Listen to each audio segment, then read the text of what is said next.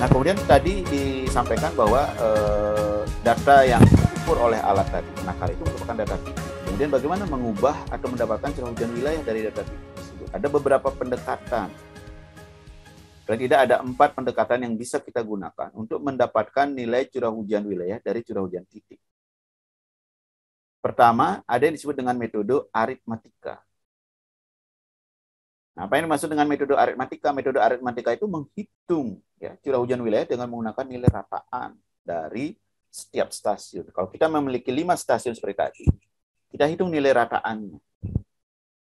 Kalau kita punya 4 stasiun, kita hitung nilai rataan dari 4 stasiun. Nah, itulah yang digunakan pendekatan, ya namanya pendekatan ya, artinya estimasi untuk menghitung berapa curah hujan di wilayah tersebut.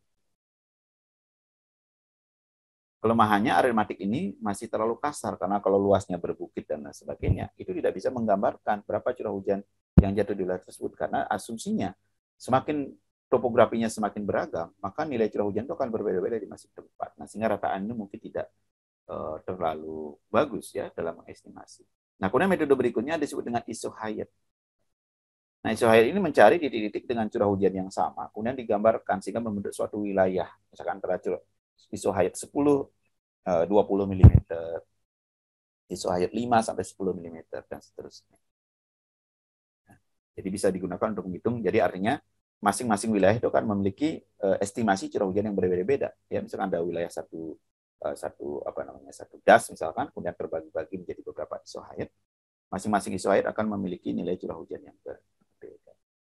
Nah, kemudian ada disebut dengan polygon Thiessen ya, yang digunakan untuk menghitung curah hujan berdasarkan pembobotan untuk mewakili suatu wilayah. Jadi artinya satu curah hujan itu akan dihitung sebenarnya bagaimana formasi atau bentuk wilayah yang diwakili oleh stasiun tersebut. Nah, itu dibuatlah suatu poligon-poligon yang disebut dengan polygon Thiessen. Baru nanti yang ARF. Nah, kita lihat satu persatu, misalkan yang metode aritmatik, saya kira ini sudah paham ya, di beberapa mata kuliah juga sudah disampaikan bahwa metode aritmatik itu mencoba menjumlahkan seluruh nilai curah hujan di setiap stasiun, kemudian dibagi dengan jumlah stasiun. Nah, ini contoh data, ya, misalkan ini adalah data curah hujan yang terdapat di masing-masing stasiun, kemudian untuk mendapatkan curah hujan wilayah, dengan menggunakan metode aritmatik adalah dengan menjumlahkan semua curah hujan, kemudian dibagi dengan jumlah stasiun hujan.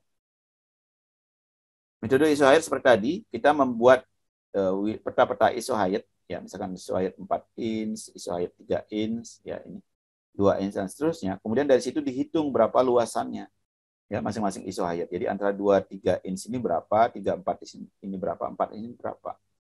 Ya, masing-masing luas itu kemudian dibagi dengan total luas dikalikan dengan curah hujan yang tercatat di stasiun, ya, sebagai nilai proporsi. Nah, kemudian hasil keseluruhan itu dijumlahkan.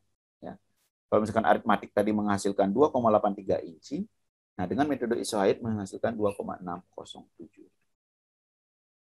Pertanyaannya mana yang benar dan mana yang salah?